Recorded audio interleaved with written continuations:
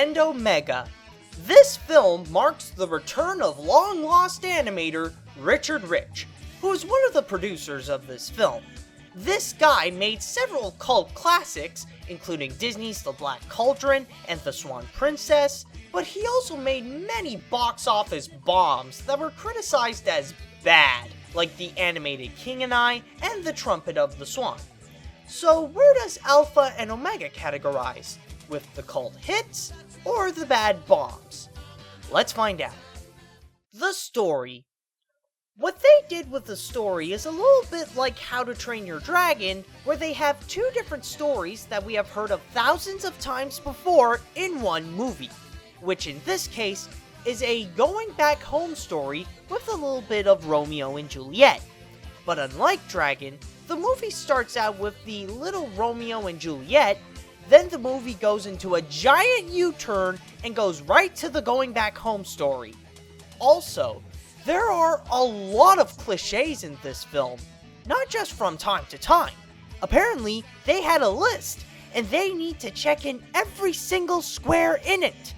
The entire thing is just an open book, knowing every single time what's gonna happen next.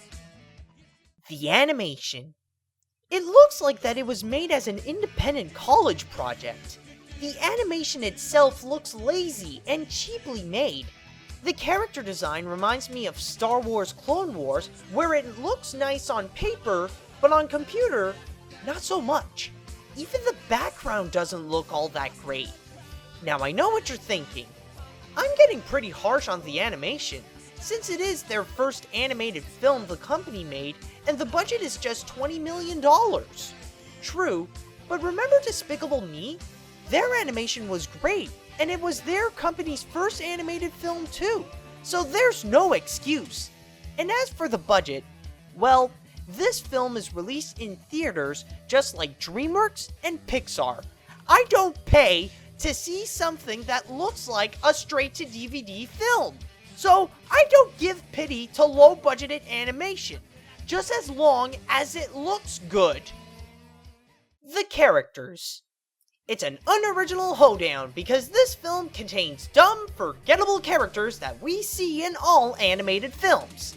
There's the Omega Gang with Humphrey, the main character and leader, and three others including a fat guy, a small guy, and a weird guy.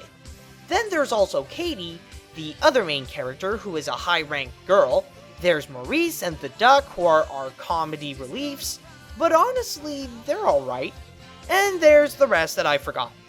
An honorable mention here is Katie's mom, which I have to ask, what the hell's her problem?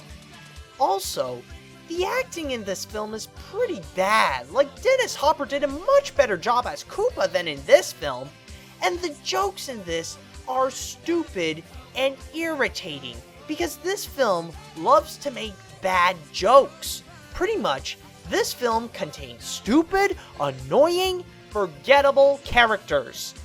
Except maybe for the goose and the duck. With a predictable story, unappealing animation, and forgettable characters, there's no wonder why this film is being another of Richard Rich's collection of animated bombs. Now, with all the bad things I said about this film, is there anything good about Alpha and Omega? Well, the soundtrack is pretty good, and I love what they did at the end credits where they show the storyboards, the designs, and all that behind the scenes stuff. When the movie was done, all I wanted to do is to bring Dennis Hopper back from the dead, because he can't end with this. So in all, Alpha and Omega is just one big bad